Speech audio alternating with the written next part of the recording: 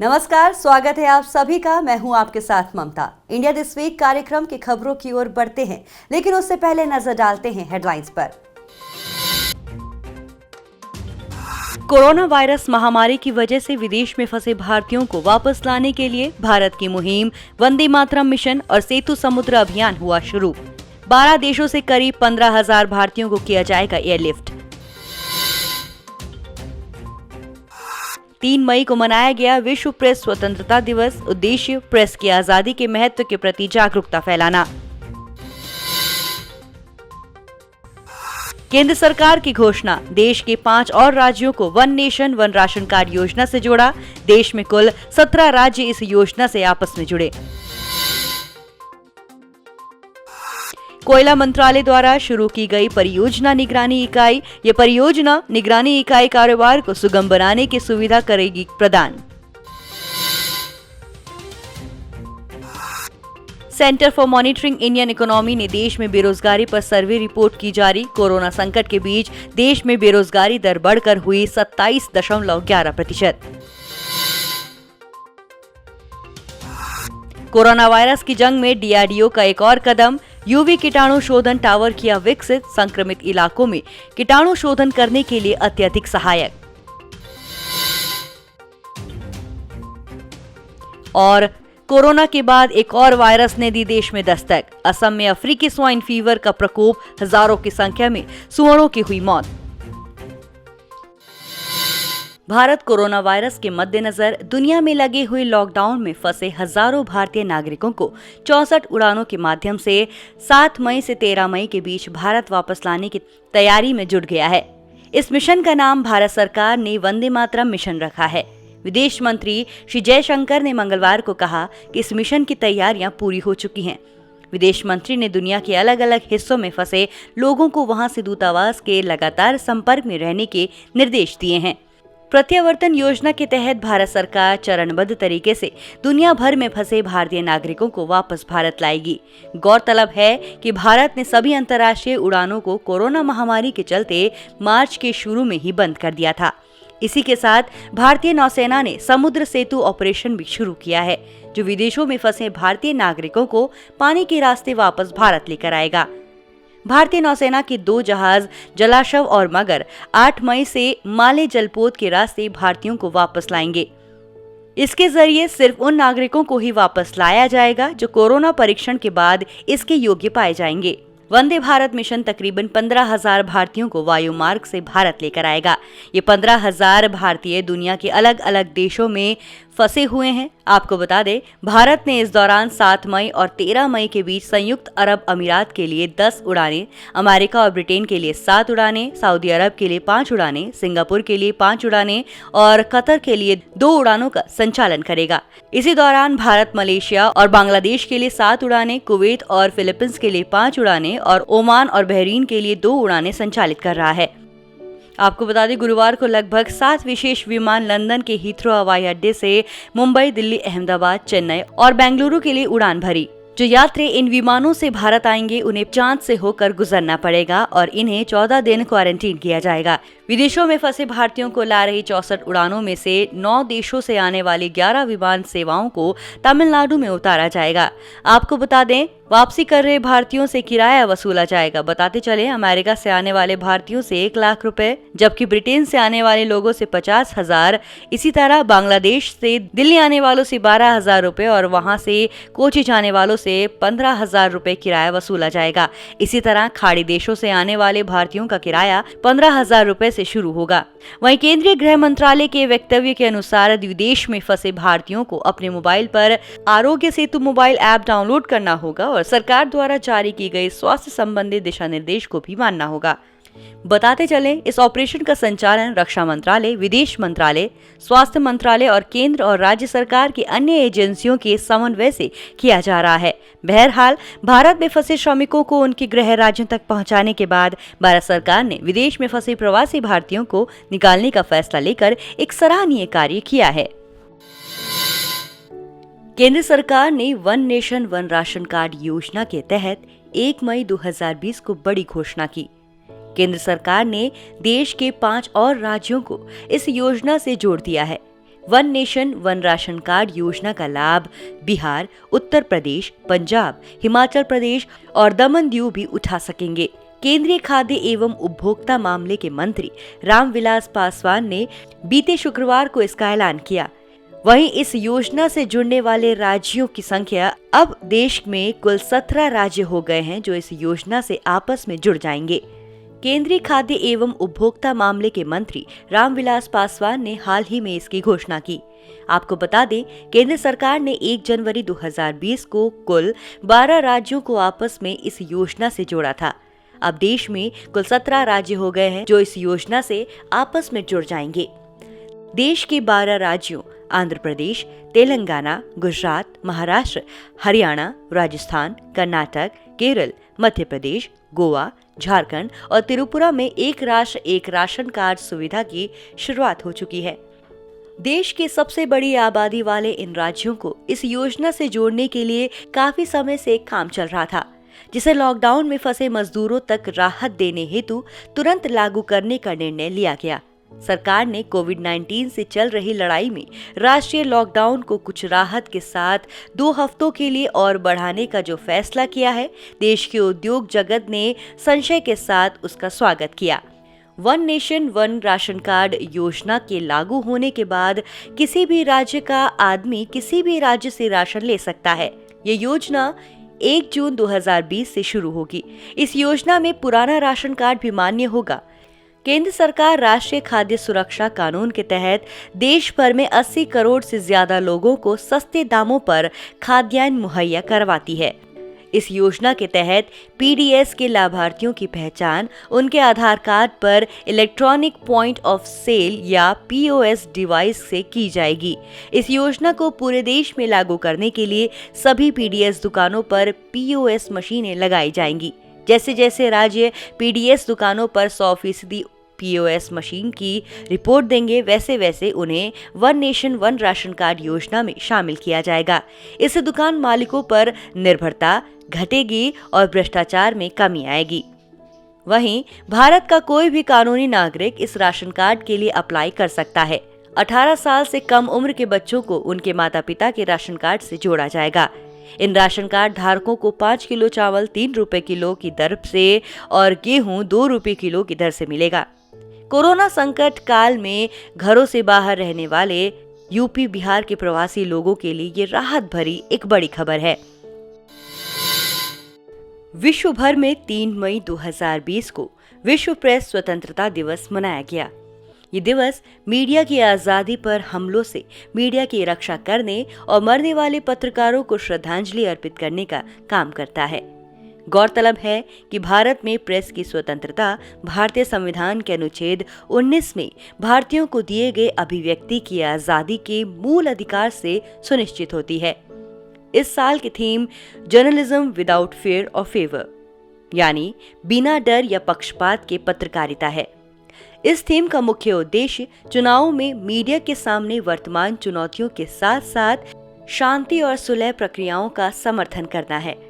विश्व प्रेस स्वतंत्रता दिवस का उद्देश्य प्रेस की आजादी के महत्व के प्रति जागरूकता फैलाना है। प्रेस की आजादी और समाचारों को लोगों तक पहुंचाकर सशक्त हो रहे मीडिया कर्मियों का व्यापक विकास करना इसका उद्देश्य है।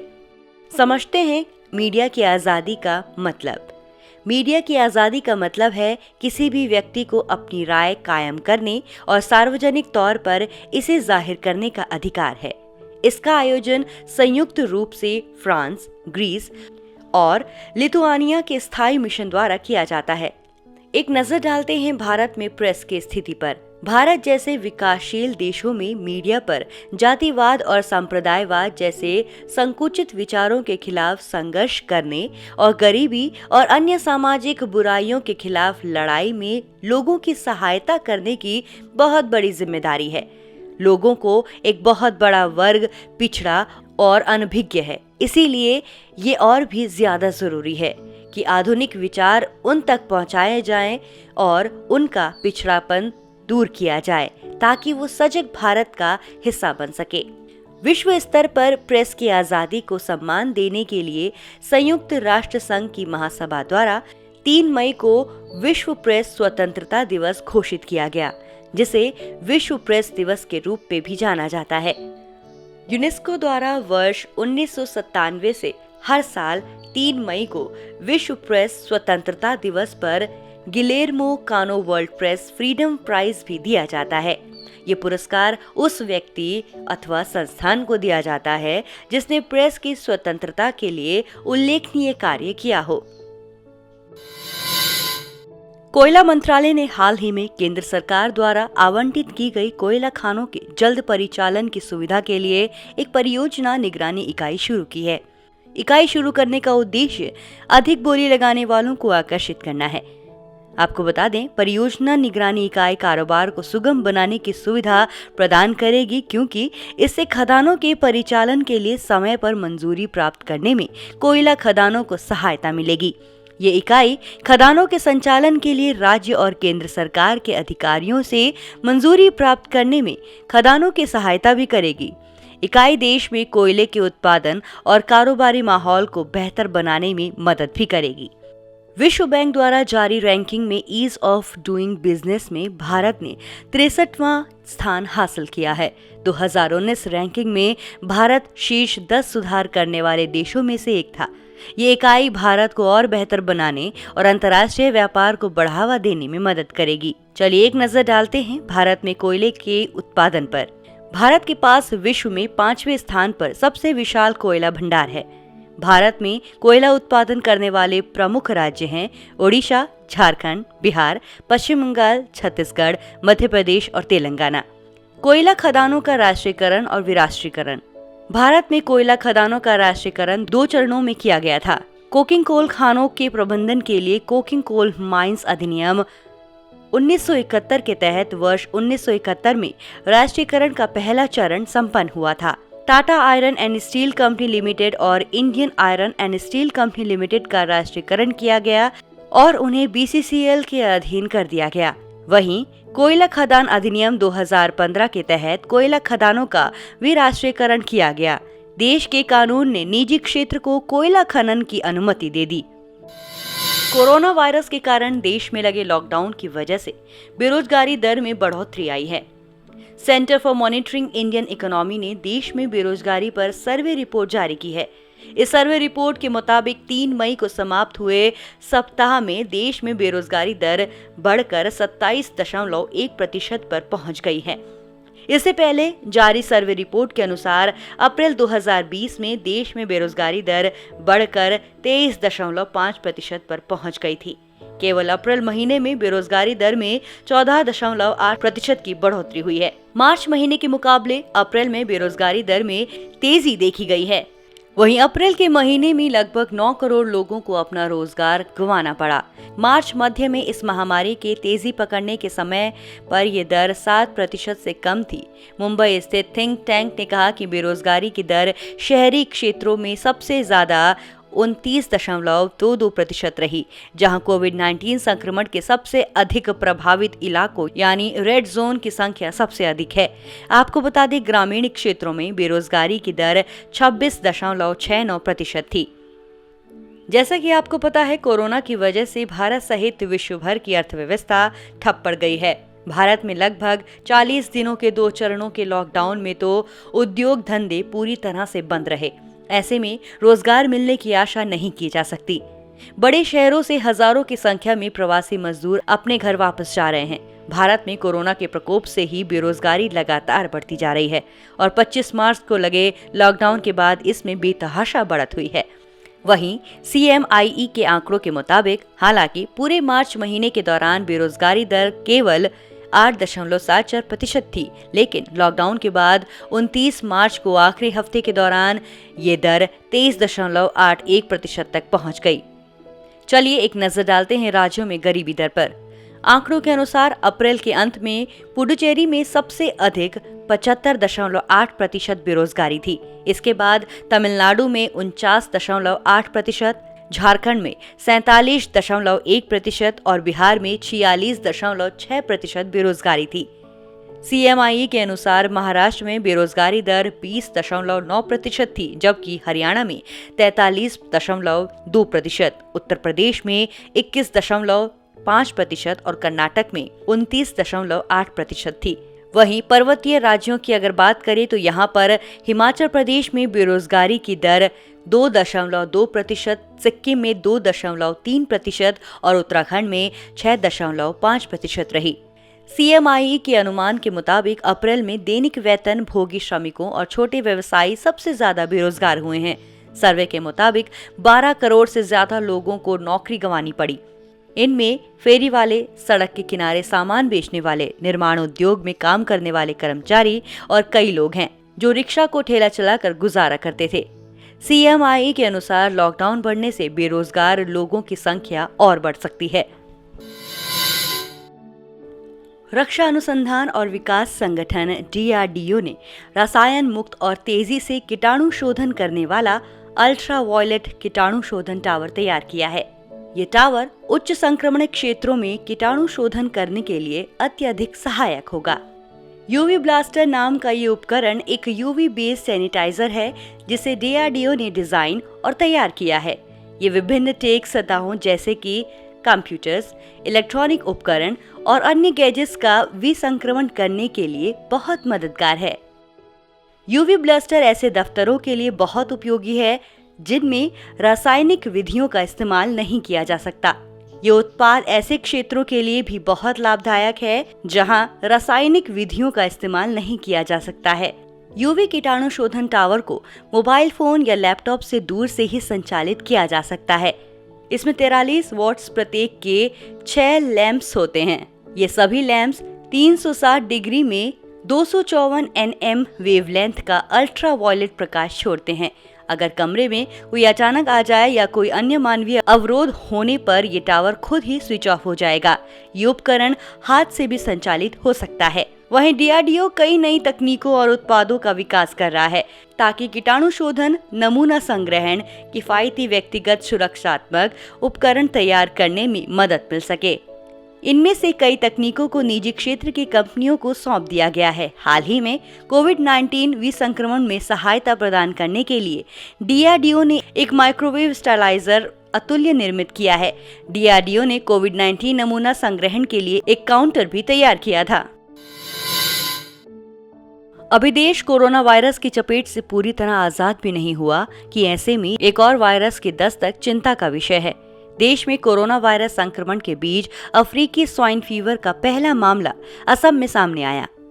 आपको बता दें 3 मई 2020 को राज्य में अफ्रीकी स्वाइन फीवर का पहला मामला पाया गया और इससे 306 गांवों में लगभग 2500 से अधिक सूअरों की मौत हो गई है। ये वायरस भले ही मनुष्य जाति के लिए खतरा नहीं है, लेकिन सूअरों के लिए जानलेवा है और न ही इस बीमारी का कोविड-19 से कोई लेना देना है। वहीं असम के पशुपालन और पशु चिकित्सा मंत्री अतुल बोरा ने कहा कि राष्ट्रीय उच्च सुरक्षा पशु रोग संस्थान भोपाल ने इस बात की पुष्टि की है कि ये अफ्रीकी स्वाइन फीवर है।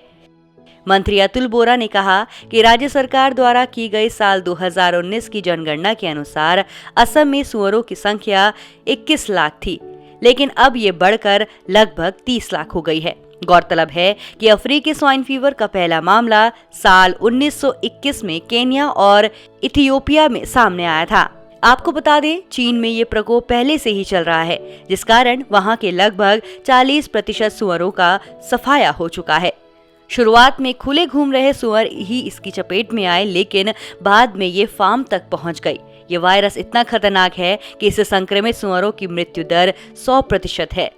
आपको बता दें, संयुक्त राष्ट्र के खाद्य और कृषि संगठन द्वारा जारी नवीनतम अपडेट के अनुसार ASF के मौजूदा प्रकोप ने चीन, Mongolia, Vietnam, Cambodia, Myanmar, Philippines, Korea गणराज्य और इंडोनेशिया को प्रभावित किया है। चीन में अगस्त 2018 में पहले ASF प्रकोप की पुष्टि की गई थी, जिसके कारण देश में 1 मिलियन से ज्यादा सूअर मार दिए गए। वहीं वियतनाम में फरवरी 2019 में ASF के प्रकोप की पुष्टि की गई थी और तब 6 मिलियन से ज्यादा सूअरों को बंद कर दिया गया। अधिकारियों का मानना है कि ASF भारत में तिब्बत के माध्यम से अरुणाचल प्रदेश और फिर असम तक आया होगा। आपको बता दें, असम देश में सूअर की सबसे अधिक आबादी वाला राज्य है। वहीं खानापारा के उत्तर पूर्वी क्षेत्रीय रोग निदान प्रयोगशाला के पशु स्वास्थ्य केंद्र के उप निदेशक प्रदीप गोगोई ने कहा कि इस वायरस को जंगली सुअर भी ला सकते हैं, इसीलिए ये नहीं कहा जा सकता कि ऐसा में कैसे और कहां से आया होगा। आपको बता दें, world organisation for animal health के अनुसार 2018 और 2019 के बीच इस बीमारी का प्रसार यूरोप के 3 देशों और अफ्रीका के 23 देशों में हुआ था। एक नजर अफ्रीकी स्वाइन फीवर पर। अफ्रीकी स्वाइन फीवर या ASF घरेलू और जंगली सुअरों में होने वाली एक अत्यधिक संक्रामक रक्तस्रावी वायरल बीमारी है। ये एस फेरविरिडे परिवार के DNA वायरस के कारण होता है। हालांकि अफ्रीकी स्वाइन फीवर और क्लासिकल स्वाइन फीवर के लक्षण समान हो सकते हैं, लेकिन अफ्रीकी स्वाइन फीवर और क्लासिकल स्वाइन फीवर के वायरस बिल्कुल भिन्न प्रकार के और दूसरे से असंबंधित है। अफ्रीकी स्वाइन फीवर मानव स्वास्थ्य को प्रभावित नहीं करता क्योंकि इसका मानव में प्रसार नहीं होता। अफ्रीकी स्वाइन फीवर के लक्षण और मृत्यु दर वायरस की क्षमता और सुअर की प्रजातियों के अनुसार अलग हो सकती हैं। अफ्रीकी स्वाइन फीवर के लक्षणों में उच्च बुखार का आना, अवसाद, भूख में कमी होना, त्वचा में रक्तस्राव होना आदि है। चलिए अब फटाफट नजर डालते हैं इंडिया दिस वीक के खास सेगमेंट राउंड अप पर। 5 मई 2020 को पूरे विश्व में मनाया गया विश्व अस्थमा दिवस। ये दिवस प्रतिवर्ष मई महीने के प्रथम मंगलवार को मनाया जाता है। वर्ष 2020 में इस दिवस का मुख्य विषय इनफ अस्थमा डेथ्स है। उल्लेखनीय है कि वर्ष 1998 में इस दिवस को मनाने की शुरुआत की गई थी। इस दिवस मनाने का मुख्य उद्देश्य है पूरे विश्व में अस्थमा रोगियों को अस्थमा को नियंत्रित रखने के लिए प्रोत्साहित एवं जागरूक करना। आपको बता दें, ये प्रमुख गैर संचारी रोगों में से एक है। ये बच्चों में सबसे सामान्य चिरकालिक रोग भी है। पश्चिम बंगाल की मुख्यमंत्री ममता बनर्जी ने कोविड-19 संकट को कवर कर रहे पत्रकारों और फ्रंटलाइन वर्कर्स का 10 लाख रुपए तक का जीवन बीमा कराने का किया ऐलान। पश्चिम बंगाल की मुख्यमंत्री ममता बनर्जी ने कोरोना योद्धाओं के लिए 10 लाख रुपए के स्वास्थ्य बीमा की घोषणा की है, जिसमें पत्रकार भी शामिल होंगे। आपको बता दें, पश्चिम बंगाल में भी कोरोना वायरस के मामलों में लगातार बढ़ोतरी देखने को मिल रही है। सरकार के अनुसार बीते बुधवार तक बंगाल में अब तक 1344 संक्रमित मामले सामने आए हैं, जिनमें से 140 लोगों की मौत हो चुकी है। वहीं इनमें से 364 लोग ठीक भी हो चुके हैं। हाल ही में कश्मीरी केसर समेत मणिपुर के चाक हाउ चावल को और गोरखपुर टेराकोटा को GI टैग दिया गया। कश्मीरी केसर की खेती जम्मू कश्मीर के करेवा में की जाती है, जहां कश्मीरी केसर को पूरे विश्व में मसालों के तौर पर उगाया जाता है। ये सेहत के लिए काफी अच्छा माना जाता है और इसे प्रसाधन और दवाइयों के बनाने के तौर पर इस्तेमाल किया जाता है। केसर को कश्मीर के पारंपरिक व्यंजनों से जोड़ा जाता है। इसके अलावा इसके जरिए कश्मीर की सांस्कृतिक विरासत की भी पहचान होती है। वहीं मणिपुर का चाक हाउ एक सुगंधित चिपचिपा चावल है, जिसकी मणिपुर में सदियों से खेती की जा रही है। चावल की इस किस्म में विशेष प्रकार की सुगंध होती है। आपको बता दें, इसका उपयोग सामान्यतः सामुदायिक दावतों में किया जाता है और इन दावतों में चाक हाउ की खीर बनाई जाती है। हाल ही में हिमाचल प्रदेश सरकार ने शहरी क्षेत्रों में रहने वाले लोगों को कम से कम 120 दिनों के रोजगार की गारंटी देने वाली मुख्यमंत्री शहरी रोजगार गारंटी योजना की लॉन्च। कोरोना महामारी के दृष्टिगत राज्य में अर्थव्यवस्था को दोबारा बहाल करने के लिए शहरी जनता को मुख्यमंत्री शहरी रोजगार गारंटी योजना के तहत 120 दिन का रोजगार मुहैया कराया जाएगा। इसके लिए अगर जरूरी हुआ तो उनके कौशल उन्नयन के लिए पर्याप्त प्रशिक्षण प्रदान किया जाएगा। इस महामारी के दौरान प्रदेश में बाहरी राज्यों से हजारों लोग वापस आए हैं, जिनकी विभिन्न क्षेत्रों में कुशलता है। उन्हें उनकी कार्य कुशलता अनुसार रोजगार और स्वरोजगार मुहैया कराने के लिए प्रशिक्षण दिया जाएगा। आपको बता दें, सरकार ने इन श्रमिकों को 2000 रुपए प्रति कामगार प्रदान करने का निर्णय लिया है। कोविड-19 महामारी के कारण राज्य के कृषकों और बागवानों को भारी नुकसान उठाना पड़ रहा है। महाराष्ट्र सरकार का ऐलान, सभी नागरिकों को राज्य सरकार की निःशुल्क स्वास्थ्य बीमा होगी उपलब्ध। महाराष्ट्र के स्वास्थ्य मंत्री राजेश टोपे ने घोषणा की है कि सभी नागरिकों को राज्य सरकार की स्वास्थ्य योजना का लाभ दिया जाएगा। महाराष्ट्र पहला राज्य होगा जो अपने लोगों को निःशुल्क और कैशलेस बीमा सुरक्षा प्रदान करेगा। आपको बता दें, महाराष्ट्र दिवस पर आयोजित कार्यक्रम के बाद टोपे ने कहा कि वर्तमान में राज्य की 85% आबादी महात्मा ज्योतिबा फुले जन आरोग्य योजना के तहत कवर है और इसका लाभ शेष 15% आबादी को भी दिया जाएगा। नागरिक उड्डयन मंत्रालय के तहत कार्यरत नागरिक उड्डयन महानिदेशालय ने हाल ही में गरुड़ नामक एक पोर्टल किया लॉन्च। गरुड़ का पूरा नाम government authorisation for relief using drones है। गरुड़ पोर्टल कोविड-19 महामारी से मुकाबले के लिए ड्रोन संचालित करने के लिए केंद्र सरकार से छूट प्राप्त करने के लिए राज्य संस्थाओं की सहायता करेगा। नागरिक विमानन महानिदेशालय नागरिक उड्डयन के क्षेत्र में एक नियामक संस्था है जो हवाई सुरक्षा, दुर्घटना आदि मामलों की जांच करती है।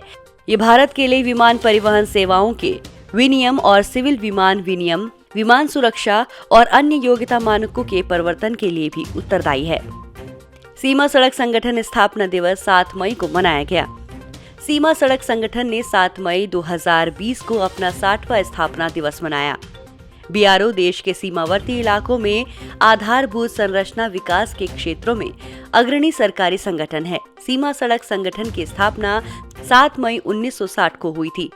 आपको बता दें, सीमा सड़क संगठन रक्षा मंत्रालय के अंतर्गत एक प्रमुख सड़क निर्माण एजेंसी है। ये संगठन सीमा क्षेत्रों में सड़क कनेक्टिविटी प्रदान करने में अग्रणी भूमिका निभा रहा है। ये पूर्वी और पश्चिमी सीमा क्षेत्रों में सड़क निर्माण और इसके रखरखाव का कार्य करता है ताकि सेना की रणनीतिक जरूरतें पूरी हो सके।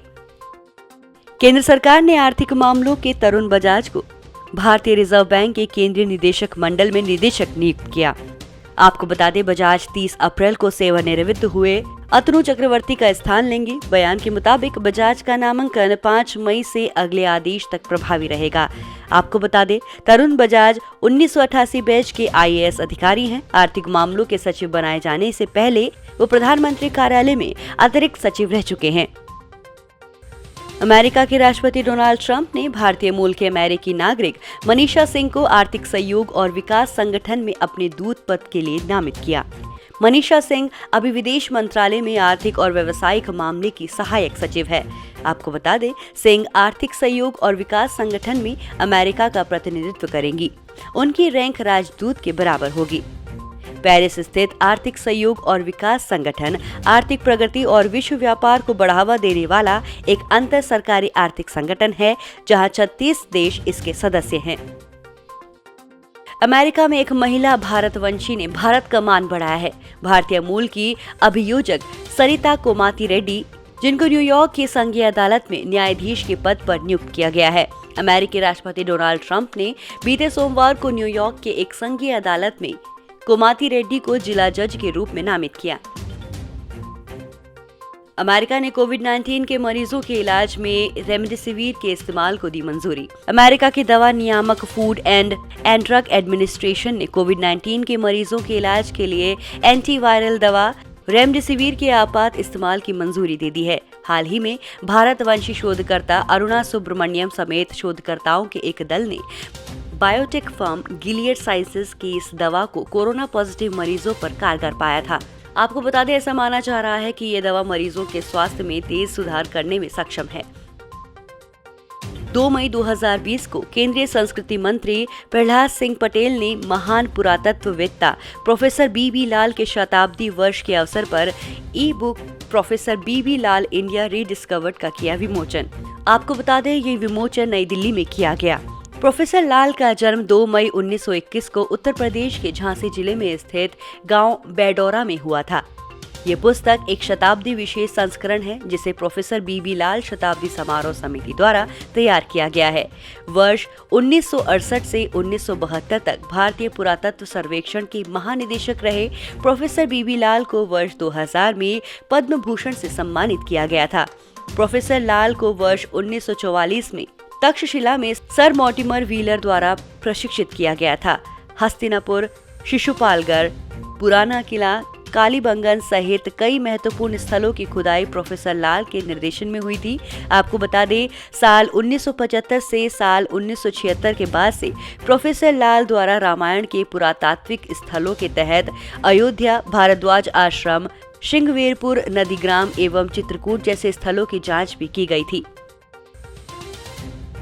2 मई 2020 में व्यापारियों के संगठन अखिल भारतीय व्यापारी संघ ने शीघ्र ही national e-commerce marketplace Bharat market launch करने की घोषणा की।